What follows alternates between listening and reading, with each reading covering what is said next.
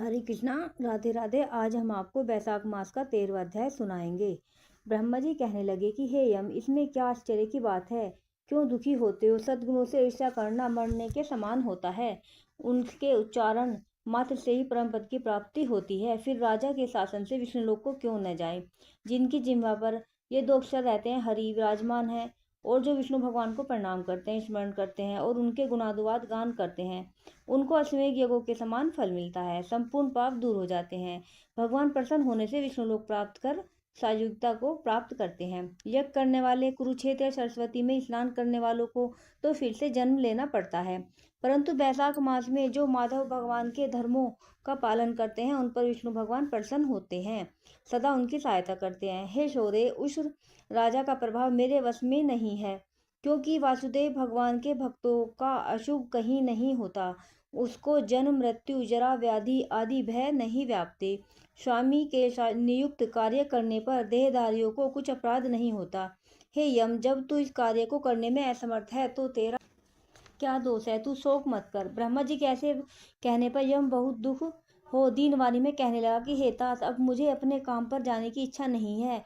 इस महावीर्यवान राजा को जब से मैं अपने धर्म के चलायमान कर दूंगा, तब कृत्य कृत्य होऊंगा।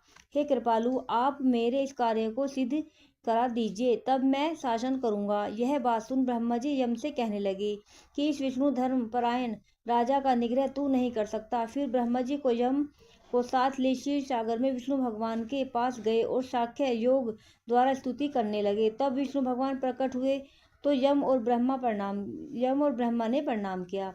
उसके पश्चात विष्णु भगवान के आने का कारण पूछा। ब्रह्मा जी बोले कि हे श्रेष्ठ, आपके दास राजा के शासन में सब मनुष्य बैसाख धर्म को करके विष्णु पद को प्राप्त करते चले जा रहे हैं।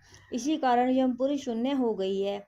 इसका अत्यंत दुखी होकर यह यम राजा से युद्ध करने गया तो उसको मारने का दंड उठाया। तब आपके चक्र ने इसे परास्त कर दिया, तो यह दुखी हो मेरे पास आया। हम आपके महात्मा भक्तों को दंड देने की सामर्थ्य नहीं रखते हैं, अतः हे महावीरो, हम आपकी शरण में आए हैं। इसलिए हे प्रभु, उस राजा को दंड देकर आप अपने यम की रक्षा करिए।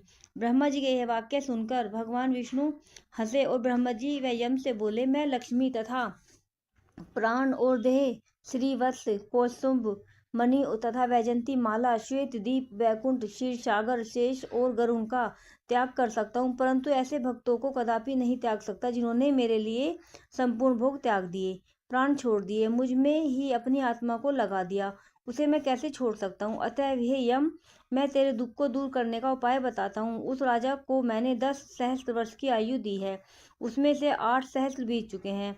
अब 2 सहस्त्र बीत जाने पर आयु भोग कर वह मेरी सायुज्य भक्ति को प्राप्त हो जाएगा। तब एक वेन नाम का राजा बड़ा दुराचारी होगा, वह सब वेदों धर्मों का लोप कर देगा। तब के धर्म भी नष्ट हो जाएंगे। फिर अपने ही पाप से वेन जल जाएगा। तब मैं पृथु का रूप धारण करके पुनः धर्मों की स्थापना करूंगा।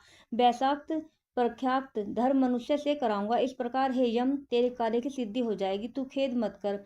बैसाख के धर्म में निष्ठ महात्माओं द्वारा इस बैसाख मास में तुझे भाग प्राप्त होगा। राजा से भी तेरा तुझे भाग मिलेगा। तू खेद को छोड़कर पराक्रम प्राप्त होने योग्य बन। जो मनुष्य पृथ्वी में तेरे उद्देश्य से प्रतिदिन स्नान, अर्घ्य, जल, कुंभ, दही, अनादि का दान न करेंगे,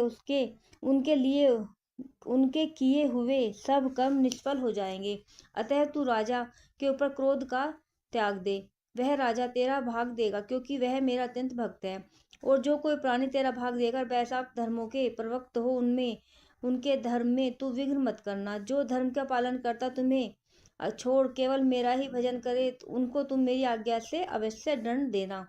उस राजा से तुम्हें भाग दिलाने के लिए मैं अभी सुनंद को भेजता हूँ, वहां जाकर तुम्हें भाग दिलवाएगा। तब भगवान ने यम के सामने ही राजा को समझाने के लिए सुनंद को भेज दिया, जो राजा को समझाकर पुनः भगवान के पास आ गया। ऐसा यम को आश्वासन देकर विष्णु भगवान वहीं अंतर्ध्यान हो गए और ब्रह्मा भी यम को समझाकर आज्ञा दे चले गए। यह यम भी कुछ प्रसन्न हो अपनी पुरी को चला गया। फिर सुनंद की आज्ञा पर राजा ने अपने राज्य में सारी प्रजा को प्रतिदिन यम के निमित्त स्नान, अर्घ्य आदि करने की तथा बैसाख के धर्मों में यम को भाग देने की सूचना करा दी। अगर जो कोई धर्मराज का भाग नहीं देगा, उसके बैसाख में दिए हुए कर्मों को यमराज स्वयं ले लेंगे। बैसाख की पूर्णमासी के दिन पहले धर्मराज के लिए जल का घड़ा, दही तथा अन्न आदि दान करना चाहिए। फिर पितृशों के निमित्त, गुरु के निमित्त, पीछे जनार्दन मधुसूदन भगवान के निमित्त उनकी प्रतिमा बनाकर धर्म के चलाने वाले गरीब ब्राह्मण को शीतल जल, दही, अन्न, तांबूल, दक्षिणा और फल कांसे के पात्र में रखकर अर्पण करने चाहिए। और राजा स्वयं भी ऐसा ही करने लगा। तत्पश्चात राजा अपनी शेष आयु को पूरी कर यथेष्ट भोग पुत्र पुत्रादि समेत वैकुंठ को चला गया। फिर वेन नाम का एक महानीच राजा हुआ। उसने सब धर्म तथा वैशाख धर्मों को लोप कर दिया, अतः सब पुराने धर्मों को करना भूल गए। इसी कारण वैशाख के धर्म बहुत ही प्रसिद्ध नहीं रहा। विष्णु भगवान के कोई विरले भक्ति इन धर्मों को जानते होंगे। राधे राधे। बोलो मधुसूदन भगवान की जय।